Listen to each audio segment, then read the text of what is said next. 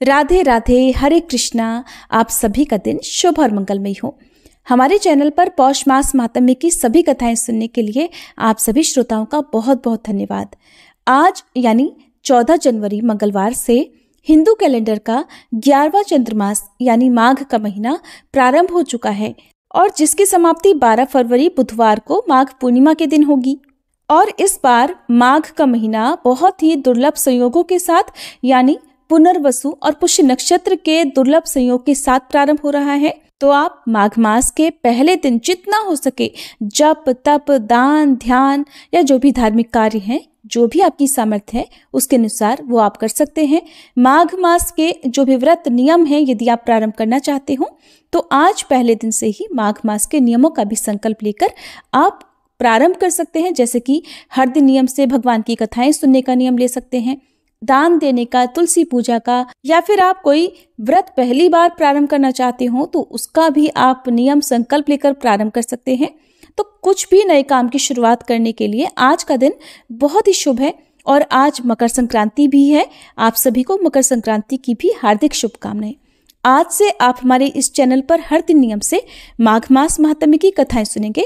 उससे पहले बहुत ही कम शब्दों में हम जान लेते हैं माघ का महीना इतना पवित्र क्यों है।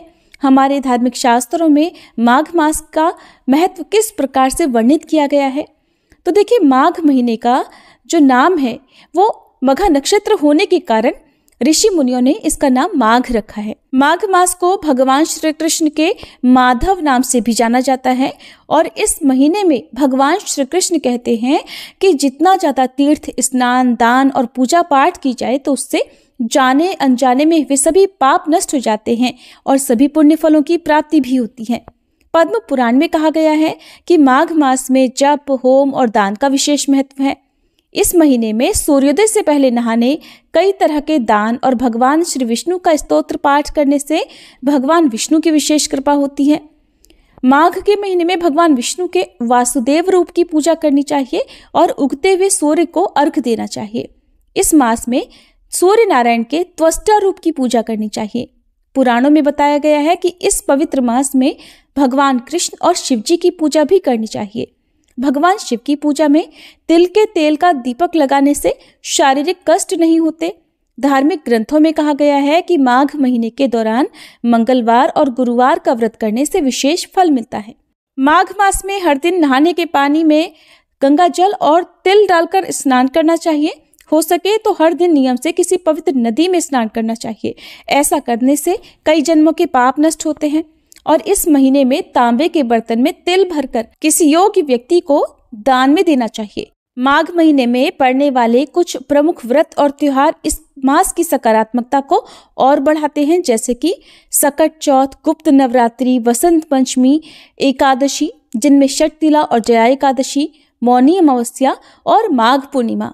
इन शुभ अवसरों पर स्नान दान करने की परंपरा है। ऋषि मुनियों की बनाई इन परंपराओं से आपसी प्रेम, सहयोग, त्याग, दया और खुशी की भावना बढ़ती है। इसीलिए तो हमारे सनातन धर्म में हर मास का विशेष महत्व बताया गया है। अब प्रारंभ करते हैं आज माघ मास महात्म्य का पहला अध्याय। उससे पहले आज आपको सुनाते हैं भगवान के एक डाकू भक्त की कथा। भगवान की भक्ति तो ऐसी है कि भगवान जिसे अपना भक्त चुन लेते हैं, चाहे वो डाकू हो, निर्दयी हत्यारा हो या कोई भी पापी क्यों ना हो, यदि उस पर भगवान की दया होती है तो उसका जीवन कैसे परिवर्तित हो जाता है, ये आप जानेंगे आज की इस कथा को सुनकर। डाकू भगत सिंह की कथा, जिसे आप पूरा सुने बिना तो रह ही नहीं पाएंगे। तो चलिए शुरू करते हैं आज की कथा। बहुत पहले की बात है, एक धनी गृहस्थ के घर में भगवत कथा का बड़ा सुंदर आयोजन हो रहा था। माघ का महीना था, शुक्ल पक्ष की रात का समय था। कथावाचक पंडित जी विद्वान तो थे ही, अच्छे गायक भी थे। बीच बीच में भगवत संबंधी भावपूर्ण पदों का मधुर कंठ से वो गान भी करते। पहले उन्होंने श्रीमद् भागवत के आधार पर संक्षेप में भगवान के जन्म की कथा सुनाई। फिर नंदोत्सव का वर्णन करते करते एक मधुर पद भी गाया। कथा का प्रसंग आगे चला। श्रोतागण व्यवहार की चिंता और शरीर की सुधि भूलकर भगवत आनंद में मगन हो गए, मस्त हो गए। बहुतों के शरीर में रोमांच हो आया, कितनों की आंखों में तो आंसू छलक आए। सभी तन्मय हो रहे थे। भगवान की कथा लीला श्रवण में ऐसा ही तो आनंद आता है, ऐसा ही तो रस आता है। तो कभी भी कथा सुनते समय इस बात की चिंता नहीं करनी चाहिए कि कथा कितनी लंबी है। आपको तो बस अपने मन की आंखों से भगवान की इन सब लीलाओं को मन की आंखों से देखना चाहिए और कथा का श्रवण करना चाहिए। ठीक उसी समय सुयोग देखकर एक डाकू उस धनी गृहस्थ के घर में घुस आया। उसने सोचा, सभी लोग तो कथा सुनने में मगन हो रहे हैं, यही अवसर है कि मैं इस घर से सारा सोना चांदी, सारा धन लूट लूं। और वो चुपचाप सोना चांदी, धन रत्न आदि ढूंढने लगा। लेकिन भगवान की ऐसी लीला कि बहुत कोशिश करने पर भी उस घर में उसके हाथ कुछ नहीं लगा। वो जिस समय कुछ न कुछ हाथ लगाने के लिए इधर उधर ढूंढ रहा था, खोज रहा था, उसी समय अचानक उसका ध्यान उस कथा की ओर चला गया। कथावाचक पंडित जी महाराज उस समय ऊंचे स्वर से कह रहे थे कि प्रातःकाल हुआ, पूर्व दिशा उषा की मनोरम ज्योति और अरुण की लालिमा से रंग गई। उस समय व्रज की झांकी अलौकिक हो रही थी। गौवे और बछड़े सिर उठा उठाकर नंद बाबा के महल की ओर बड़ी इच्छा से, बड़ी कामना से देख रहे थे कि अब हमारे प्यारे श्री कृष्ण हमें आनंदित करने के लिए आ ही रहे होंगे।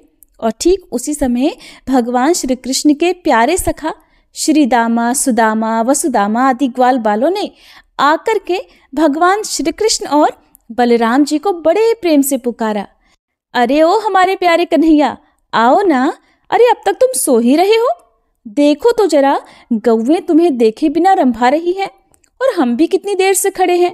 चलो चलो वन में गौवें चराने के लिए चलते हैं। दाऊ दादा, और तुम इतनी देर से क्या कर रहे हो? इस तरह की ग्वाल बालों की पुकार और जल्दबाजी देखकर नंद रानी ने अपने प्यारे पुत्रों को बड़े ही मधुर स्वर से पुकार पुकार कर जगाया। फिर मैया ने स्नेह से उन्हें माखन मिश्री का और तरह तरह के पकवान का कलेऊ करवाकर बड़े चाव से खूब सजाया। लाखों करोड़ों रुपए के गहने, हीरे जवाहरात और मोतियों से जड़े स्वर्णालंकार अपने बच्चों को धारण करवाए।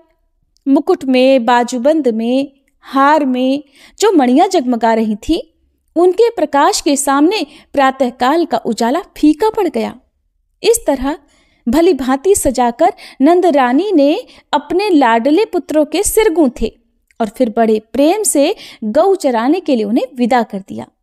ये सारी बातें कथावाचक पंडित जी सामने बैठे हुए श्रोतागणों को सुना रहे थे। ये सारी बातें डाकू ने भी सुनी। उस डाकू ने सुनी जो हमेशा धन, रत्न, जवाहरात आदि लूटने के लिए हमेशा लालयित रहता था। उसने बस इतनी ही बातें कथा के बीच में से सुनी और तो कुछ उसने सुना ही नहीं था।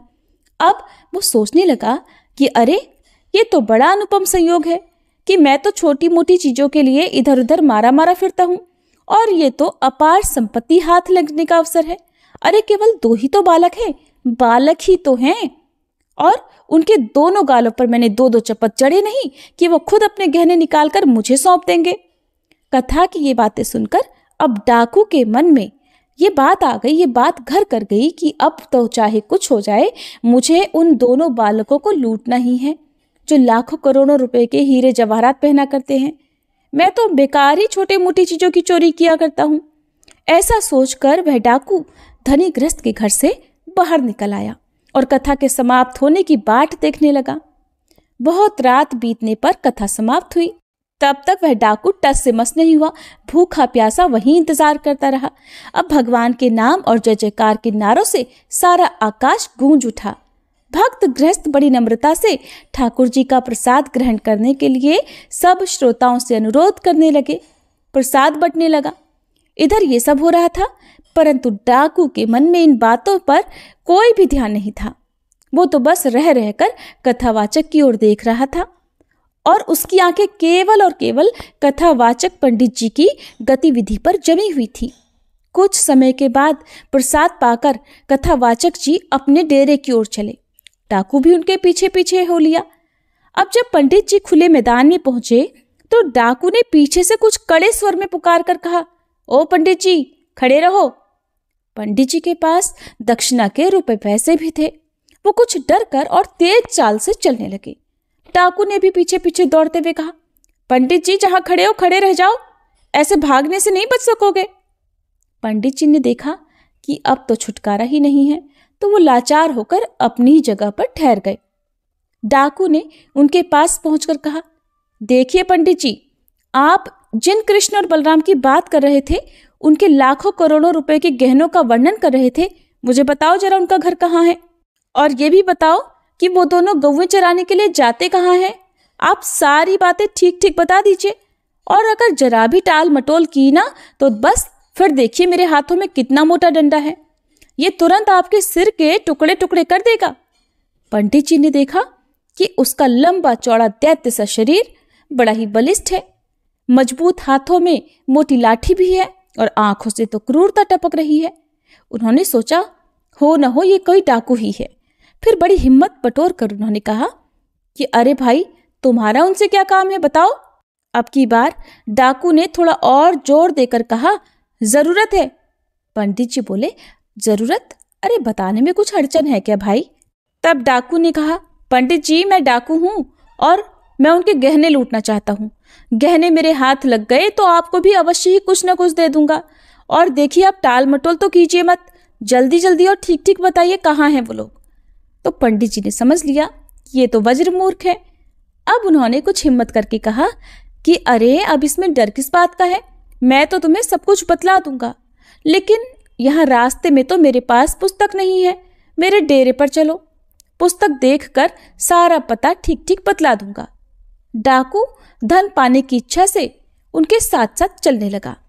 डेरे पर पहुंचकर पंडित जी ने किसी से कुछ नहीं कहा, बस चुपचाप पुस्तक बाहर निकाली और वे डाकू को भगवान श्री कृष्ण और बलराम जी के रूप माधुरी सुनाने लगे। उन्होंने कहा कि श्री कृष्ण और बलराम दोनों के ही चरण कमलों में सोने के सुंदर सुंदर नुपुर हैं, जो अपनी रुनझुन ध्वनि से सबके मन मोह लेते हैं। श्याम वर्ण के श्री कृष्ण पीत वर्ण का और गौर वर्ण के बलराम नील वर्ण का वस्त्र धारण कर रहे हैं। दोनों की कमर में बहुमूल्य मोतियों से जड़ी सोने की करधनी शोभायमान है। गले में हीरे जवाहरात के स्वर्णहार हैं। हृदय पर कौस्तुभ मणि झलमला रही है और ऐसी मणि जगत में कोई दूसरी है भी नहीं।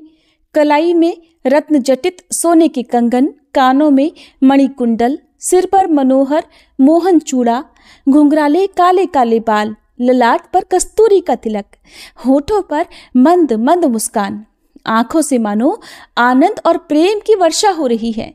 श्री कृष्ण अपने कर कमलों में सोने की वंशी लिए उसे अधरों से लगाए रहते हैं। उनकी अंग कांति के सामने करोड़ों सूर्यों की कोई गिनती ही नहीं। रंग बिरंगे सुगंधित पुष्पों की माला, तोते की सी नुकीली नासिका, कुंद बीज के समान श्वेत दांतों की पात, बड़ा लुभावना रूप है। अजी जब वे त्रिभंग ललित भाव से खड़े होते हैं, देखते देखते नेत्र बंद ही नहीं होते। बाकी बिहारी श्री कृष्ण अपनी बांसुरी राधे राधे राधे की मधुर तान छेड़ते हैं, तब बड़े बड़े ज्ञानी भी अपनी समाधि से पिंड छुड़ाकर उसे सुनने के लिए दौड़ पड़ते हैं। यमुना जी के तट पर वृंदावन में कदम्ब वृक्ष के नीचे प्रायः उनके दर्शन मिलते हैं। वन मालाधारी श्री कृष्ण और हलधारी बलराम। तब डाकू ने पूछा, अच्छा पंडित जी एक बात बताइए कि सारे गहने मिलाकर कितने रुपयों के होंगे?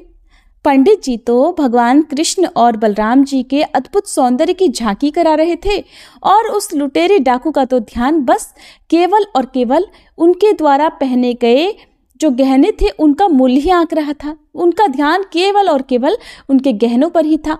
तब डाकू ने पूछा, अच्छा पंडित जी ये सारे गहने मिलाकर बताइए तो जरा कितने रुपए के होंगे? पंडित जी ने कहा, ओहो इसकी तो कोई गिनती ही नहीं है, करोड़ों अरबों से भी ज्यादा के हैं। तब डाकू ने सोचा, तो फिर क्या जितने गहनों के आपने नाम लिए हैं वो उनसे भी अधिक पहनते हैं? पंडित जी बोले, और तो क्या, संसार की सारी संपत्ति एक और कौस्तुभ मणि एक और, फिर भी कोई तुलना ही नहीं है। अब तो डाकू मन ही मन बड़ा प्रसन्न हुआ। डाकू ने आनंद से गदगद होकर कहा, ठीक है और कहिए और क्या क्या है? तब पंडित जी बोले, वो मणि जिस स्थान पर रहती है ना, वहां पर सूर्य के समान प्रकाश हो जाता है, बिल्कुल अंधेरा नहीं रह सकता उस जगह पर, और वैसा रतन तो पृथ्वी में कोई और है ही नहीं। डाकू ने कहा, तब तो फिर पंडित जी उसके दाम भी बहुत ज्यादा होंगे। क्या बोले? तो एक बार भलीभांति समझा तो दीजिए। हाँ पंडित जी एक बात तो मैं भूल ही गया, वो सारे गहने लूटने के लिए मुझे किस ओर जाना चाहिए? पंडित जी ने उस डाकू को सारी बातें फिर से समझा दी। तब डाकू ने कहा, देखो पंडित जी, आपने तो मुझे सारी बात बता दी। अब मैं जल्दी ही उन्हें लूट कर आपको भी आकर कुछ न कुछ जरूर दूंगा।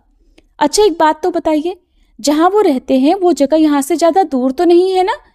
अच्छा, एक बात तो बताइए, मैं एक ही रात में पहुंच जाऊंगा वहां पर? अच्छा, हाँ, एक और बात बताइए पंडित जी, क्या वो हर दिन कौवे चराने जाते हैं? ऐसा तो नहीं किसी दिन घर पर ही रह जाते हो? पंडित जी ने कहा, हाँ और तो क्या, वो तो हर दिन नियम से कौवे चराने जाते हैं। डाकू के मन में एक डर ये भी लग रहा था कि कहीं वो उन्हें लूटने जाए, उनका इंतजार करते रहे और उस दिन श्री कृष्ण और बलराम गौओं को चराने के लिए ही ना लेकर आए। तो उसने अपने मन का सारा संदेह पंडित जी के माध्यम से दूर करने का प्रयास किया। अब पंडित जी कहने लगे कि वो ठीक प्रातः काल आते हैं, उस समय थोड़ा थोड़ा अंधेरा भी रहता है। तो डाकू कहने लगा कि ठीक है पंडित जी, मुझे सारी बातें समझ में आ गई। हाँ, तो अब बताइए जरा, मुझे किधर जाना चाहिए? पंडित जी बोले, ठीक उधर बराबर उत्तर की ओर चले जाओ, तुम्हें वहीं मिल जाएंगे श्री कृष्ण और बलराम। अब तो डाकू पंडित जी को प्रणाम करके वहां से चल पड़ा।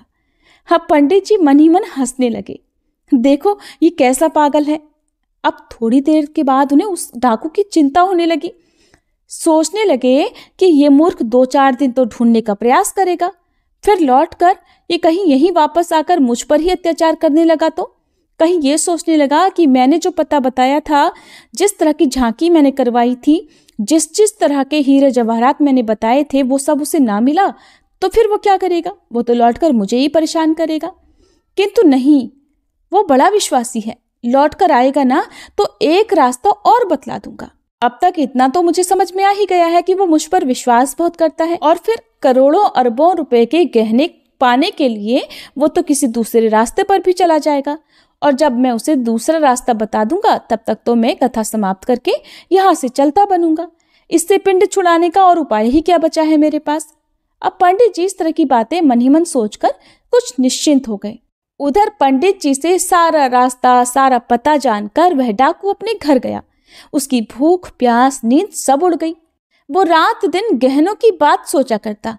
चमकीले गहनों से लदे दोनों नयन मनहरण बालक उसकी आंखों के सामने नाचते रहते। अब तो डाकू के मन में एक ही धुन थी, उनके गहने लूटना। अब अंधेरा हुआ, डाकू ने लाठी उठाकर कंधे पर रखी और वह पंडित जी की बताई हुई उत्तर दिशा की ओर चल पड़ा।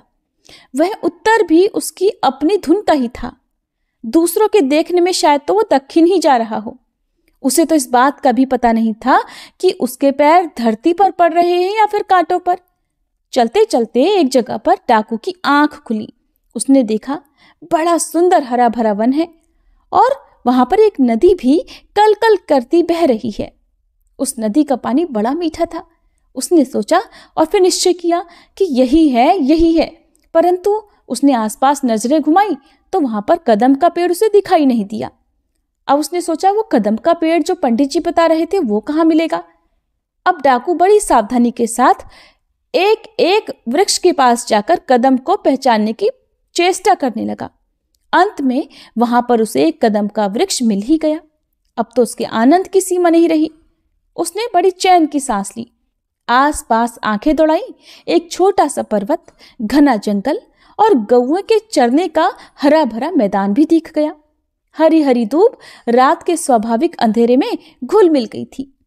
फिर भी उसके मन के सामने गौओं के चरने और चराने वालों की छटा छिटक ही गई। जैसा जैसा वृतांत पंडित जी ने बताया था, वैसा वैसा कुछ कुछ उसके मन की आंखों के सामने चलने लगा।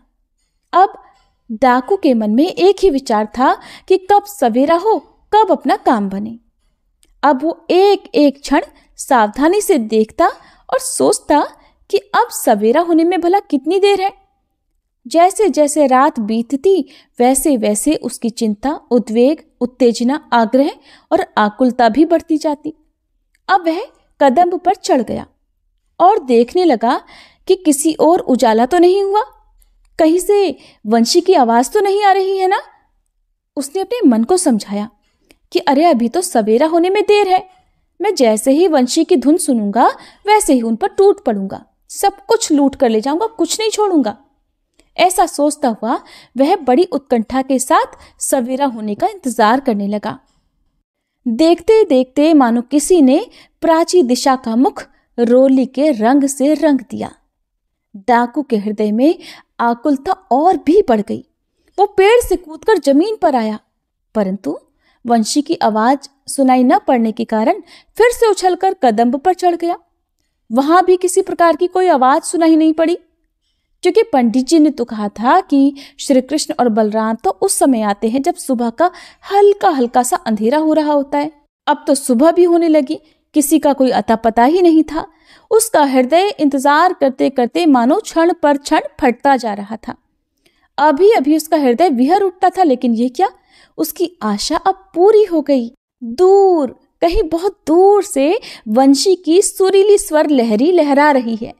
सुनते ही वो तो झटपट वृक्ष से ऊंचे से ही कूद पड़ा। हाँ, ठीक है ठीक है, अरे बांसुरी ही तो है ना। अच्छा, ये स्वर तो और पास आता जा रहा है। उसने सोचा, पंडित जी ने जो लोग बताए थे, जो श्री कृष्ण और बलराम के बारे में बताया था, वो तो अब इसी दिशा में आ रहे हैं। अब डाकू जो था वो आनंद के आवेश में अपनी सुध-बुध खो बैठा। इतना व्याकुल था वो सब कुछ पाने के लिए कि वो व्याकुलता के मारे मूर्छित होकर धरती पर ही गिर पड़ा।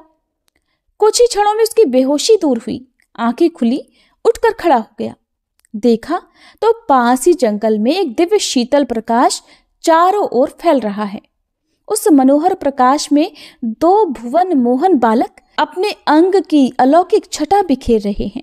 गौवे और बाल गोपाल उनके आगे आगे कुछ दूर निकल गए हैं। डाकू ने उन्हें देखा, अभी पुकार भी नहीं पाया था कि मनमुग्ध हो गया।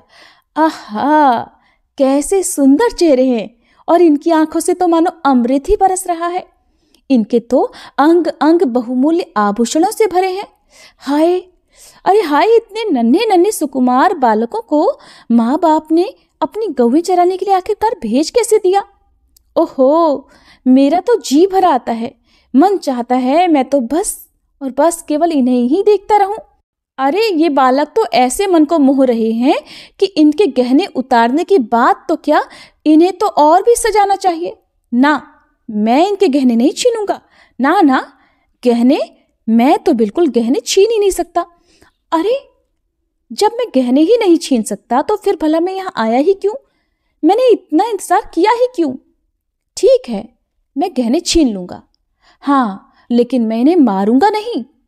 वो डाकू जो एक बार अपने मन में ये सोच रहा था कि करोड़ों अरबों के जो गहने उन्होंने पहने होंगे, अगर वो अपनी मर्जी से नहीं देंगे तो मैं जबरदस्ती उनसे छीन लूंगा, और तब भी ना माने तो एक दो डंडे उन्हें या चपत उन्हें लगा दूंगा, तब तो वो मुझे गहने दे देंगे। लेकिन अब अपने सामने प्रत्यक्ष उनकी छवि देखकर डाकू के मन में ऐसा आने लगा कि ये इतने सुकुमार बालक, इनकी छवि कितनी निराली है। अरे भला, इनके गहने लूटने की तो बात दूर है, इन्हें तो और गहनों से लाद देना चाहिए, इनका तो खूब श्रृंगार करना चाहिए। फिर उसके मन में आया कि नहीं, मैं तो इतनी रात भर इंतजार करता रहा, अब गहने तो मुझे छीन नहीं पड़ेंगे। हाँ, लेकिन मैं इनके साथ कोई जोर जबरदस्ती नहीं करूंगा, इन्हें बिल्कुल नहीं सताऊंगा, मारूंगा नहीं। फिर अचानक वह सोचने लगा, बाबा रे बाबा, मुझसे ये काम नहीं होगा। धत तेरे की, ये मोह छो कैसा। अरे मैं तो डाकू हूं, डाकू, और एक डाकू के मन में दया। बस मैं अभी गहने छीन लेता हूं। ऐसा कहते कहते वह डाकू श्री कृष्ण और बलराम जी की ओर दौड़ा। उसके मन में ये सारे प्रश्न, ये असमंजस की स्थिति लगातार चल रही है। ऐसा कहते कहते जब वह उनकी ओर दौड़ा तो भगवान श्री कृष्ण और बलराम जी के पास पहुंचकर उनका स्वरूप देखते ही एक बार फिर से उसकी चेतना लुप्त हो गई। उसके पैर लड़खड़ाए और वह वहीं गिर पड़ा। फिर उठा, फिर कुछ देर टकटकी लगाए देखता रहा, आंखें आंसुओं से भर आईं। फिर ना मालूम क्या सोचा, हाथ में लाठी लेकर उनके सामने गया और बोला, कहीं से हिम्मत बटोर कर बोला, खड़े हो जाओ, सारे गहने निकाल कर मुझे दे दो। तब श्री कृष्ण कहने लगे, गहने? अरे भला भाई, हम अपने गहने तुम्हें क्यों दें? डाकू कहने लगा, दोगे नहीं? जरा ये मेरी लाठी की ओर देखो। श्री कृष्ण बोले, लाठी से क्या होगा? डाकू कहने लगा, अच्छा क्या होगा? गहना ना देने पर मैं तुम्हारा सिर तोड़ डालूंगा, और क्या होगा? श्री कृष्ण कहने लगे, नहीं, हम लोग तो अपने गहने बिल्कुल नहीं देंगे।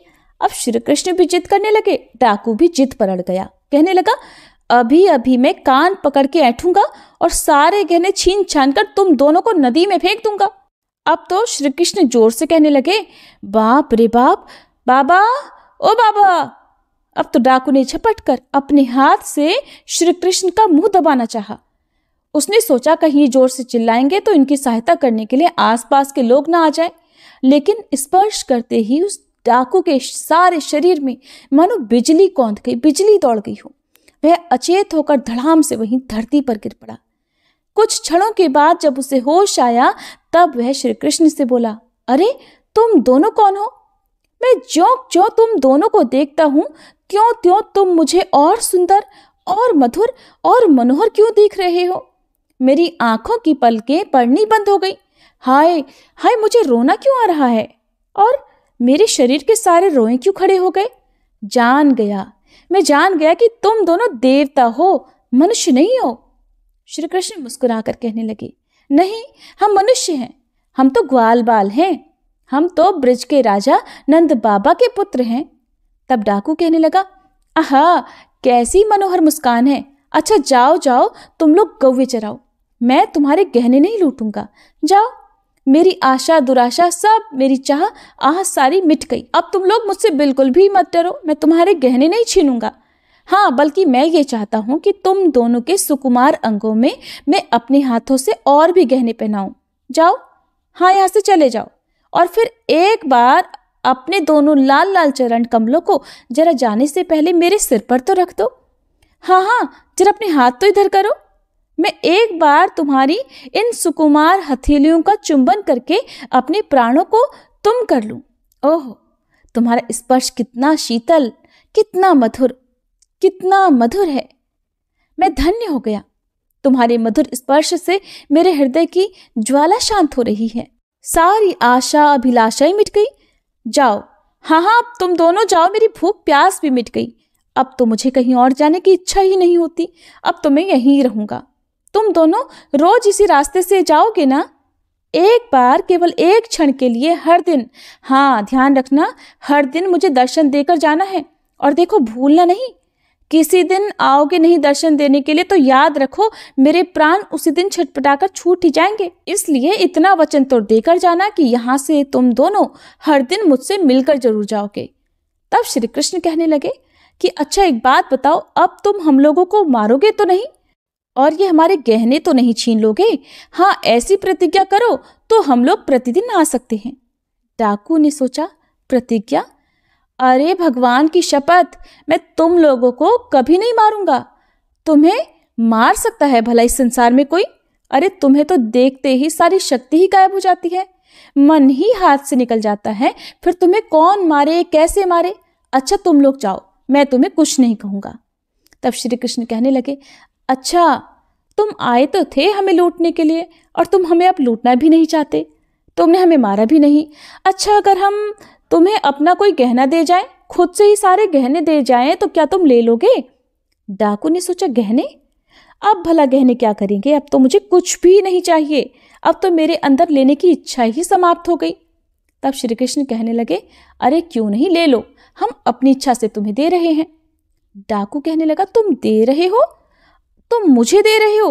अच्छा तब तो मुझे लेना ही पड़ेगा, लेकिन जब तुम दोनों वापस अपने घर जाओगे और तुम्हारे गहने सारे गायब होंगे, तब तो तुम्हारे माँ बाप तुम पर नाराज होंगे और तुम्हें फिर मारेंगे, तब क्या होगा?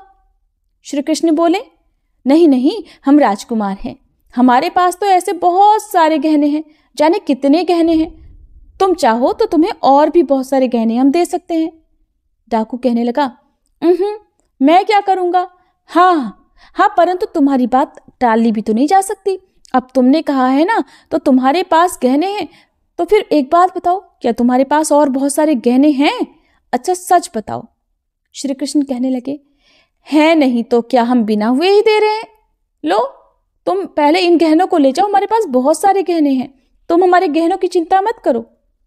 भगवान श्री कृष्ण अपने शरीर से गहने उतार उतार कर उस डाकू को देने लगे। तब डाकू ने कहा, देखो भाई, अगर तुम देना ही चाहते हो तो मेरा ये दुपट्टा ले लो और इसमें अपने हाथों से बांध दो, किंतु देखो लाला, अगर तुम मेरी इच्छा जानकर बिना मन के दे रहे हो तो मुझे ये गहने नहीं चाहिए। मेरी इच्छा तो बस एक यही है कि रोज एक बार तुम्हारे मनोहर मुखड़े को मैं देख लिया करूं और एक बार तुम्हारे चरण कमलों से अपने सिर का स्पर्श कर लिया करूं। श्री कृष्ण कहने लगे, नहीं नहीं, बेमन की बात कैसी? हम तो अपनी इच्छा से खुशी से तुम्हें दे रहे हैं। तुम फिर आना, तुम्हें इस बार और अधिक गहने देंगे। श्री कृष्ण ने डाकू के हाथ से वो दुपट्टा लिया और उस दुपट्टे में सारे गहने बांध दिए। अब डाकू ने गहने की पोटली हाथ में लेकर कहा, क्यों भाई, मैं फिर आऊंगा तो तुम मुझे और गहने दोगे ना? गहने चाहे मत देना, लेकिन अपने दर्शन जरूर दे देना। श्री कृष्ण ने कहा, अवश्य, गहने भी देंगे और दर्शन दोनों देंगे। अब डाकू बड़ी खुशी से गहने लेकर अपने घर के लिए रवाना हुआ। डाकू आनंद के सागर में डूबता उतराता घर लौटा।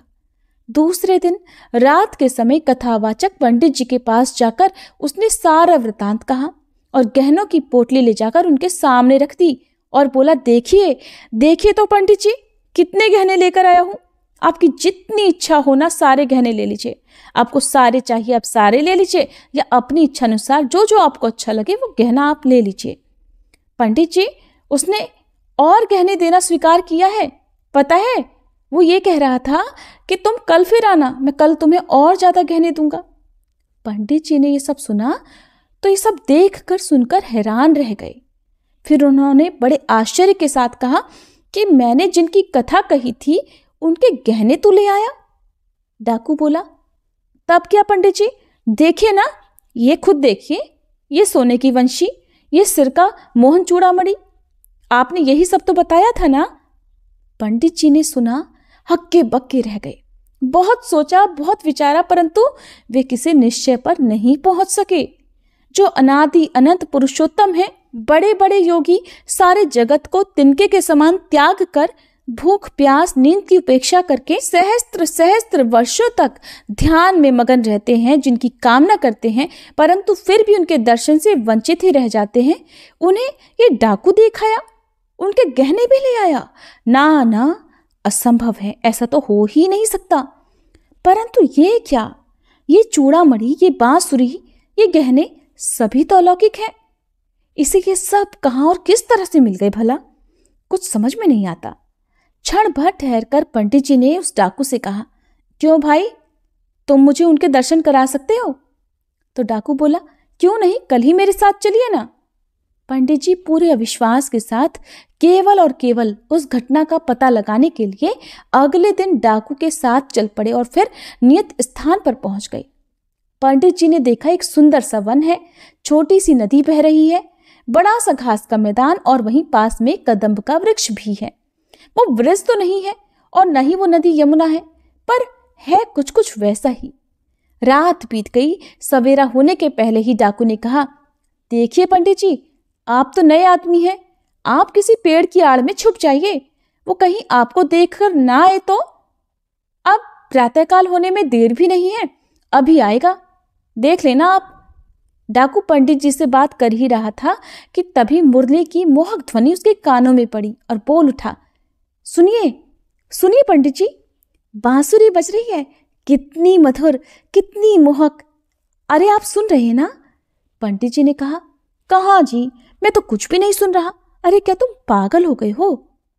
डाकू कहने लगा, पंडित जी पागल? अरे नहीं, जरा ठहरिए ना, अभी आप उसे देखेंगे तो थोड़ी देर आप इंतजार तो कीजिए, बिल्कुल अभी आप उसे देखेंगे। रुकिए, मैं जरा पेड़ पर चढ़कर देखता हूं कि वो अभी कितनी दूर है। अब डाकू ने कदम के वृक्ष पर चढ़कर देखा, फिर कहा, पंडित जी, अब वो बहुत दूर नहीं है, बस आ ही रहा है। उतरकर उसने देखा कि थोड़ी दूर पर वैसा ही विलक्षण प्रकाश फैल रहा है जैसा एक दिन पहले फैला था। वह आनंद के मारे पुकार उठा, पंडित जी, वो है। उसके शरीर की दिव्य ज्योति सारे वन को चमका रही है। पंडित जी कहने लगे, लेकिन मैं तो कुछ भी नहीं देख पा रहा। डाकू कहने लगा, ऐसा क्यों पंडित जी, वो इतना पास है, देखिए ना कितना प्रकाश फैला हुआ है, फिर भी आप उसे नहीं देख पाते। अजी, आप जंगल, नदी, नाला सब कुछ देख रहे हैं और उसको नहीं देख पा रहे। पंडित जी बोले, हाँ भाई, मैं तो नहीं देख पा रहा, देखो, अगर सचमुच वे हैं तो तुम जरा उनसे कहो कि आज तुम जो देना चाहते हो वो सब इसी ब्राह्मण के हाथ पर दे दो। डाकू ने स्वीकार कर लिया। अब तक भगवान श्री कृष्ण और बलराम जी डाकू के पास आकर खड़े हो गए थे। डाकू ने कहा, आओ आओ, मैं आ गया हूं। मैं तो तुम्हारा ही इंतजार कर रहा था, तुम्हारी ही बाट जो रहा था। श्री कृष्ण ने कहा, गहने लोगे? डाकू ने कहा, नहीं भाई, आज मैं गहने नहीं लूंगा। जो तुमने दिए थे वो भी तुम्हें ही देने के लिए लौटा लाया हूं। तुम अपना सब कुछ ले लो, लेकिन भैया ये पंडित जी मेरी बात पर विश्वास नहीं कर रहे। इन्हें विश्वास कराने के लिए ही मैं इन्हें अपने साथ लिवा कर लाया हूं। मैं तो तुम्हारी वंशी की ध्वनि सुन रहा हूं, तुम्हारी अंग कांति से चमकते हुए वन को देखता हूं, तुम्हारे साथ बातचीत करता हूं, परंतु ये पंडित जी सब कुछ देख सुन नहीं पा रहे जो मैं देख पा रहा हूं। अगर तुम इन्हें नहीं दिखोगे ना तो ये मेरी बात पर विश्वास नहीं करेंगे। श्री कृष्ण बोले, अरे भैया, अभी ये मेरे दर्शन के अधिकारी नहीं हुए हैं। बूढ़े, विद्वान या फिर पंडित हैं तो क्या हुआ? डाकू बोला, नहीं भाई, मैं बलिहारी जाऊं तुम पर, उनके लिए जो कहो वही कर दूं, परंतु एक बार, बस एक बार इन्हें अपनी बाकी झांकी जरूर दिखा दो। श्री कृष्ण ने हंसकर कहा, अच्छी बात, तुम मुझे और पंडित जी को एक साथ ही स्पर्श करो। डाकू के ऐसा करते ही पंडित जी की दृष्टि दिव्य हो गई और फिर उन्होंने मुरली मनोहर पीतांबरधारी श्याम सुंदर की बाकी झांकी के दर्शन किए। फिर तो दोनों निहाल होकर भगवान के चरणों में गिर पड़े। प्रेम से बोलिए, बांके बिहारी लाल की जय। ऐसे हैं ठाकुर जी, अपने किस भक्त पर कब कृपा करते हैं कोई ठौर ठिकाना नहीं। कहा तो एक कथावाचक पंडित जी जो दिन रात भगवान की कथाएं लीलाएं सुनाया करते थे, दिन रात पूजा भक्ति किया करते थे, और एक डाकू जो सिर्फ लूटपाट किया करता था। कैसे भगवान ने उस पर रीझ कर उसे ही दर्शन दे दिए। और महिमा तो देखिए ठाकुर जी की, डाकू के माध्यम से ही उन पंडित जी को उनकी बाकी छवि देखने का सौभाग्य भी प्राप्त हुआ। तो ऐसी लीलाएं हैं ठाकुर जी की। बस मन की भक्ति सच्ची होनी चाहिए, जाने कब कहाँ ठाकुर जी मिल जाएं। आपको ये कहानी कैसी लगी कमेंट बॉक्स में जरूर बताइएगा। आपको आने वाली हर कथाओं में इसी तरह से ठाकुर जी की तरह तरह की लीलाओं की कथाएं सुनने को मिलेंगी।